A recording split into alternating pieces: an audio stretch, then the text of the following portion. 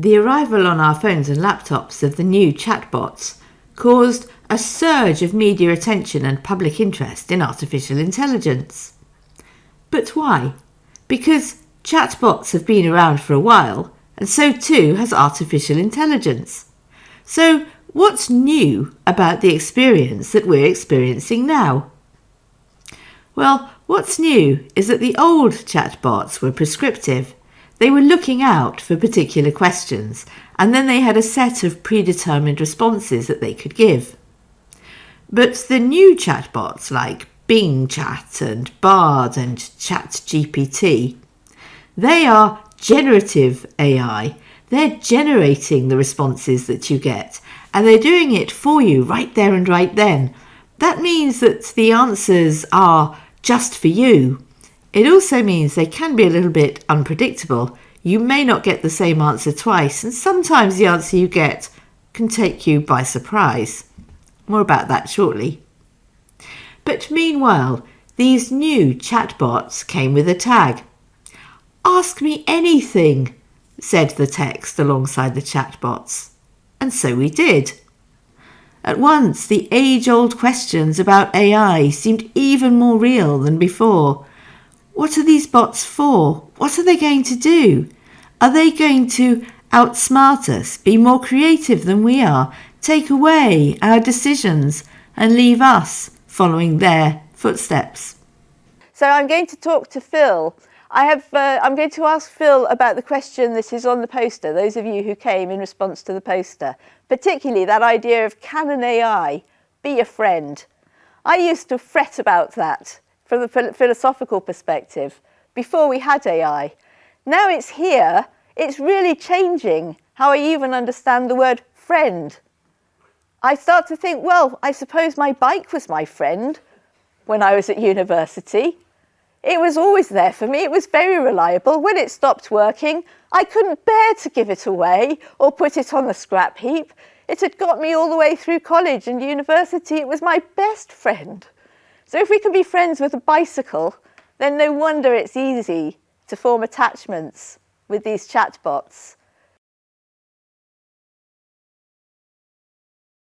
One thing that struck me when you said earlier that you had a bit of a bond and a relationship with your bike, I completely agree. Are there anyone in the audience that names their car?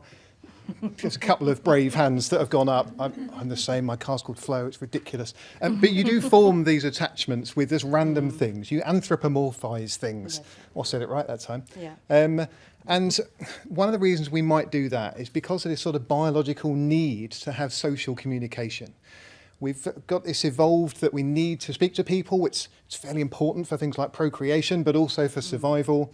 And so we go out, we need this social communication, and we start to anthropomorphise things. And it goes a bit deeper. If you're feeling particularly lonely or you want to communicate, you're more likely to anthropomorphise things.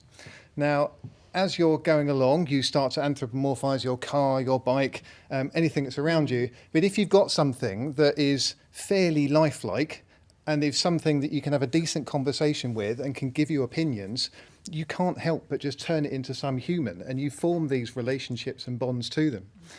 Interestingly, the more that you are able to anthropomorphise them, so the more human-like they are, the more that you do, and the more that you trust them. Now, I'm sure there are some people in the room thinking, if you start trusting these things, that means it can manipulate you and it's bad. Absolutely right. But there's other ways that if you use it for good, which hopefully we try to encourage, it can be really good. So a bit like a study that Anne was saying, there was a study that looked at bonds with CBT bots, cognitive behavioural therapy bots. And they found that the results afterwards and the bonds that they formed with that therapist were similar to those from either an online real therapist or even face-to-face therapists. So that level of trust that you can have with these things is really important. Well, the question is, what is a friend? A friend is somebody that I think of as I have a relationship with. They are thinking about my needs. They have a model of me. And while there's a social response from these generative AI systems, they aren't thinking about my needs. They're thinking about the context of the questions I'm asking. And while it's easy to personify things and think of them as friends, we think of dolls as friends, they aren't friends. And then on the other hand, there's a reliability to ChatGPT and these generative AI systems, which is that they are literally focusing their responses on all of the knowledge of how people respond to such things that I'm asking. And so, in a way, they are deeper in their respect and responsibility towards me than a friend ever would be. And still, there is not that other mind. And the other mind, I mean their goals and their intuitions that I have decided to have part of my life.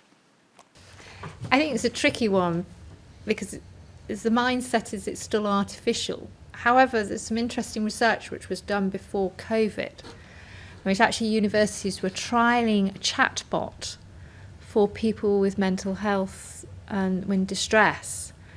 And students at higher education actually responded better to talking to the chatbot. And they said, we knew it wasn't real, but actually we found it easier to talk to it and calm down their nerves or their distress and talking through and help them feel better about themselves. So I agree. I think there's a slight change in psychology that's going on about how we think about that technology and how we work with it.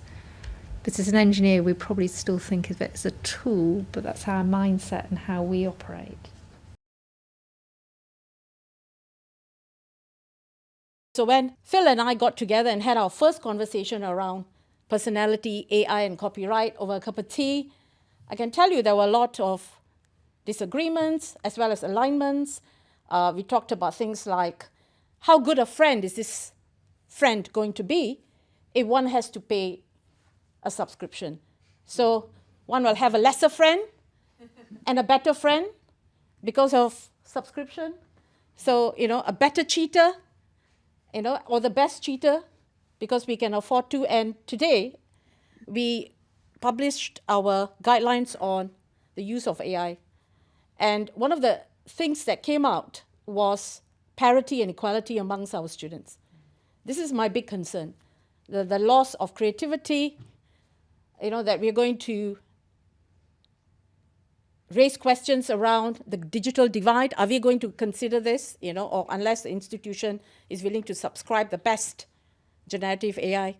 So, yeah, these are more questions than answers.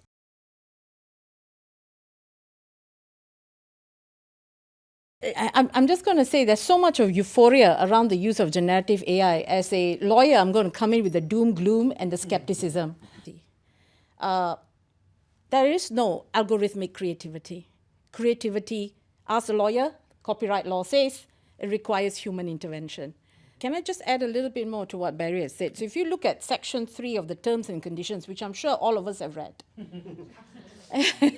in terms of who owns the intellectual property and the copyright over the work that's been created or generated by the generative AI. So for ChatGPT, in Section 3, it says that it depends on the country that you're in. The laws that are applicable to the geolocation of the user. And then it says, quite proudly and arrogantly, that ChatGPT assigns this right to you as the user. But to begin with, Barry, I doubt it had the copyright to, in the first place, in terms of ownership, authorship, to assign that right. So I think that's a good way to end our conversation.